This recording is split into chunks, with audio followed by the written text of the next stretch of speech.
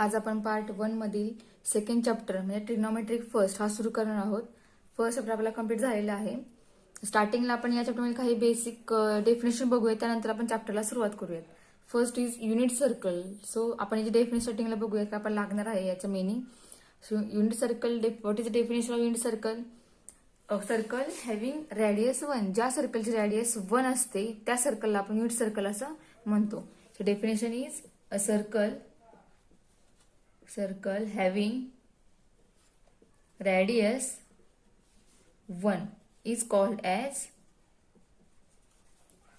unit circle. ज्या ज्या सर्कलची radius 1 असणार आहे त्या सगळ्या सर्कलला म्हणायचं युनिट सर्कल. ठीक आहे. Second is standard circle. So what is mean by standard circle? Standard circle means a circle having centre at origin. ज्या सर्कल सेंटर हा ओरिजिनला आहे त्या सर्कलला म्हणायचं standard circle. So definition is a circle having centre is at origin is called as standard circle. Standard circle. ठीक आहे. ज्या सर्कलचा centre हा ओरिजिनला आहे त्या सर्कल म्हणायचं standard circle. And third is standard unit circle. Standard unit circle. आता हे third जे आहे, थर्ड आपल्याला मिनिंग लागणार आहे, कारण थर्ड डेफिनेशन यूज करून आपण ट्रिग्नोमेट्रिक फंक्शन्स फाइंड करणार आहोत. ठीक आहे. म्हणजे आपल्याला त्या ठिकाणी स्टँडर्ड युनिट सर्कल हे लागणार आहे. पूर्ण आपल्या ट्रिग्नोमेट्रिक फर्स्ट चॅप्टर जो आहे त्या चॅप्टरमध्ये आपल्याला या स्टँडर्ड युनिट सर्कलचं मिनिंग ही डेफिनेशन आपल्याला वापरायची आहे. सो स्टार्टिंगला मिनिंग काय ते बघूयात. So what is meaning by of standard unit circle? Standard unit circle means a circle having radius 1 and centre at origin. या दोघांचं कॉम्बिनेशन मग तो असतो स्टँडर्ड युनिट सर्कल. ठीक आहे. So definition is a circle with centre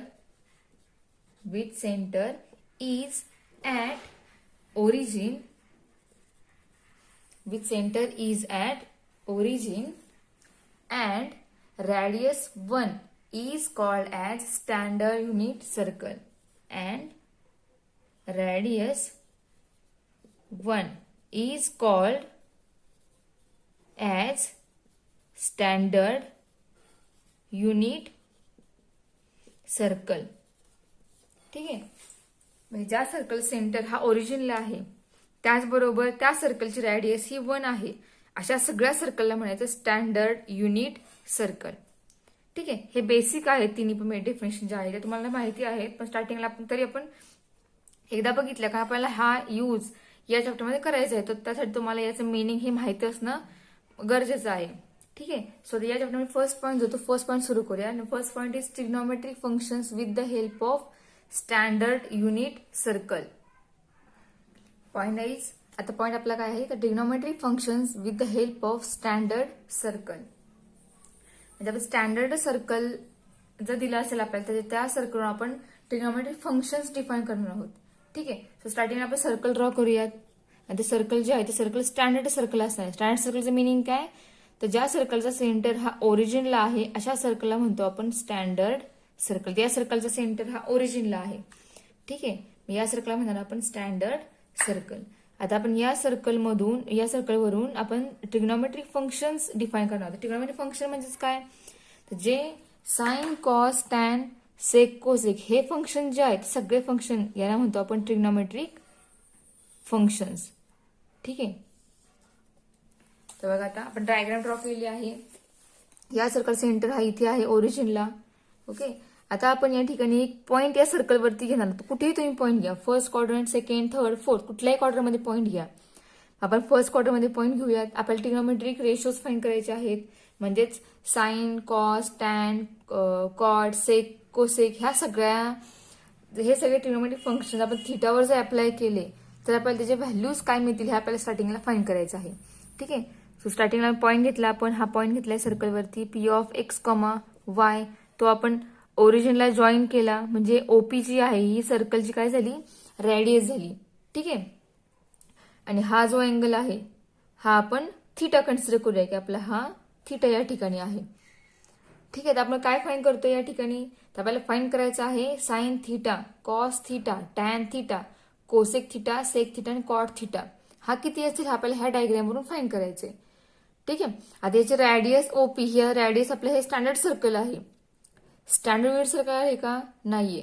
मग standard सर्कलमध्ये radius ही किती काहीही असू शकते. 1 असेल, 2 असेल, 3 असेल, काहीही, 5 असेल, कितीही असेल रॅडियस, पण ती फिक्स रॅडियस नसणार आहे ती. जसं आपल्याला एक्झाम्पल बदलशी रॅडियस बदलणार आहे.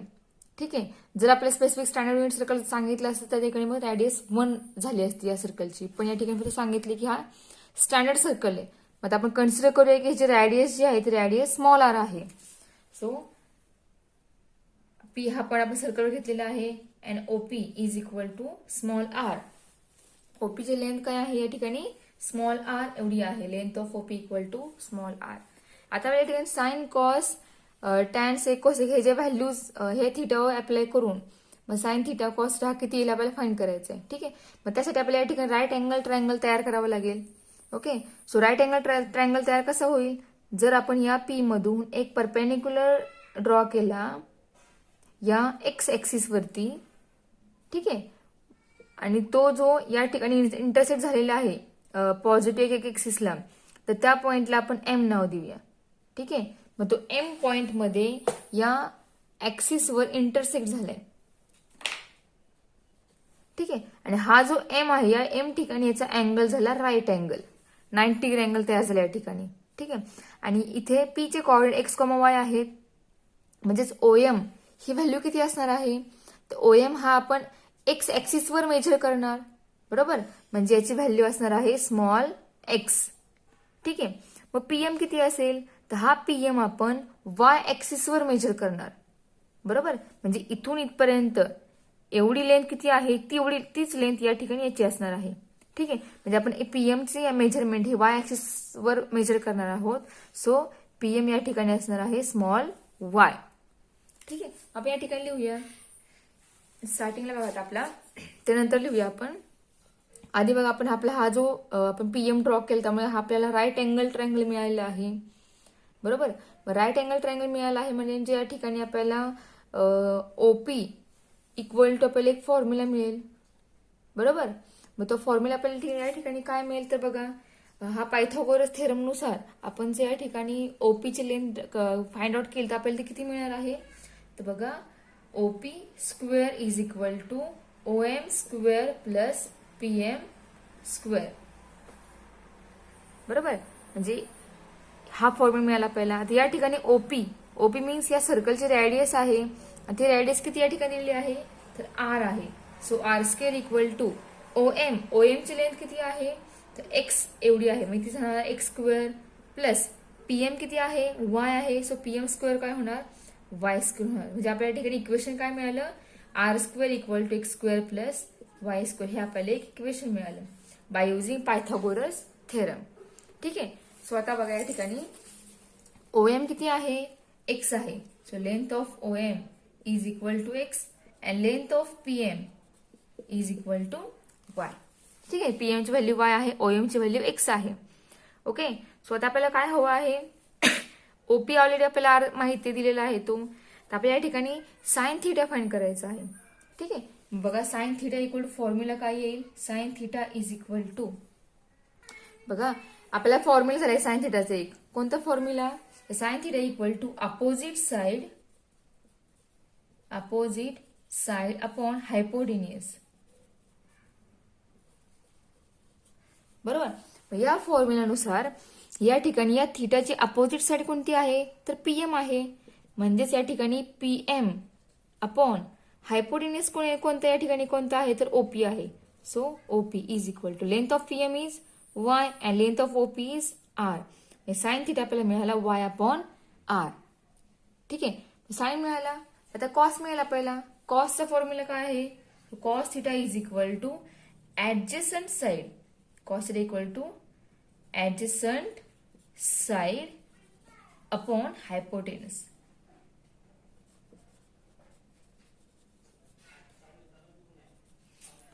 adjacent side upon hypotenuse equal to. What is adjacent side? Here OM is adjacent side of that theta. So cos theta equal to OM upon hypotenuse is OP. OM upon OP is equal to length of OM is x and length of OP is small r. So value of cos theta is x upon r. ठीक आहे. तर sign आणि cos मिळाला आपल्याला एकदा की आपल्याला त्याच्यावरून टॅन कॉट सेक कोसेक हे सगळे आपल्याला ट्रिग्नोमेट्रिक फंक्शन्स फाइंड करता येतात. बरोबर आहे. कारण आपल्याला त्याचे फॉर्म्युला आपण स्टार्टिंगला बघितलेले आहे त्याचे साइन थिटा कॉस थिटा वरून टॅन थिटाचा फॉर्म्युला काय असेल, कॉटचा फॉर्म्युला काय असेल, सेकचा कोसेक हे सगळे फॉर्म्युला आपल्याला झालेले आहेत. मग त्यावरून डायरेक्ट आपण याच्या व्हॅल्यूज लिहूयात. ठीक आहे. पुन्हा आपण या टाइपचे फॉर्म्युले टॅन कॉट साठी वापरणार नाही. डायरेक्ट आपण साइन कॉस वरून सेक कोसेक टॅन आणि कॉट फाइंड करूयात. ठीक आहे. So sine y upon r आहे. मग कोसेक काय येईल? Cosec theta is equal to cosec theta means 1 upon sine theta and 1 upon sine theta is y upon r. So reciprocal of y upon r is r upon y. बरोबर. Cosec formula काय मिळाला आपल्याला? R upon Y हा झाला cosec theta formula. ठीक आहे. Next is sec theta. So sec theta is equal to sec theta means 1 upon cos theta is equal to 1 upon formula value of cos theta is x upon r. So 1 upon x upon r. So reciprocal of x upon r is r upon x. This is value of sec theta. ठीक आहे. So सेक sine cos cosec आणि सेक ह्याच्या values आपण find out केल्या. ठीक आहे. राहिले कोणत्या values? So tan and cot. Tan theta is equal to the formula of tan theta is sin theta upon cos theta and value of sin theta is y upon r. So y upon r upon x upon r is equal to r get cancel. Value of tan theta is y upon x. ठीक आहे. tan झाला. Last cot theta. Formula of cot theta is 1 upon tan. tan चा reciprocal म्हणजे cot असतो किंवा cos upon sin म्हणजे सुद्धा cotचा formula आपल्याला मिळतो. ठीक आहे. सो त्या ठिकाणी बघा 1 अपॉन टॅन थिटाची व्हॅल्यू काय आहे? वाय अपॉन एक्स आहे. So 1 upon y upon x is equal to x upon y.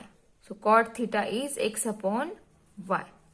ह्या सगळ्या प्रत्येकाच्या व्हॅल्यू आपल्याला या ठिकाणी प्रूव्ह केल्या. बरोबर.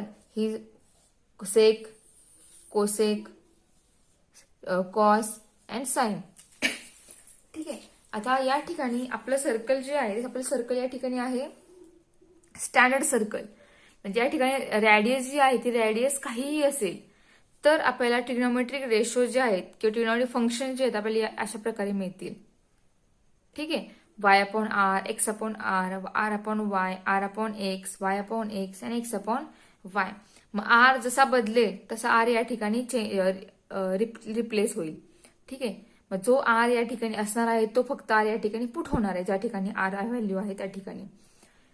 ठीक आहे. पण हे झालं स्टँडर्ड सर्कलसाठी. पण जर आपलं सर्कल स्टँडर्ड युनिट सर्कल असेल तर आपले ट्रिग्नोमेट्रिक फंक्शन्स काय येतील ते आपल्याला स्टार्टिंगला ते आता आपण बघूयात. जर रॅडियस काहीही असेल तर आपले फॉर्म्युले यानुसार येणार आहेत. रॅडियस बदलेल तसं त्या ठिकाणी आर बदलणार आहे. ठीक आहे. पण आपलं सर्कल जर स्टँडर्ड युनिट सर्कल म्हणजे सर्कलचे रॅडियस जर 1 असेल तर आपले ट्रिग्नोमेट्रिक रेशोज की ट्रिग्नोमेट्रिक फंक्शन्स काय येतील ते बघूयात आपण. तर बघा या ठिकाणी फक्त बदल एकच होणार आहे. या ठिकाणी स्टँडर्ड सर्कलच्या ऐवजी स्टँडर्ड युनिट सर्कल आपण या ठिकाणी वर्ड टाकूयात. Standard unit circle means circle having radius 1 and centre is at origin. ठीक आहे.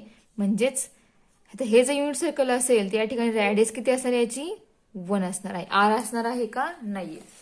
मग रॅडियस 1 झाल्यामुळे या ठिकाणी लेंथ ओपीची 1 झाली. त्यामुळे या ठिकाणी फॉर्म्युला कसा बदलणार आहे तर x square equal to 1 equal to x square plus y square हा मिळाला आपल्याला फॉर्म्युला या ठिकाणी. ठीक आहे.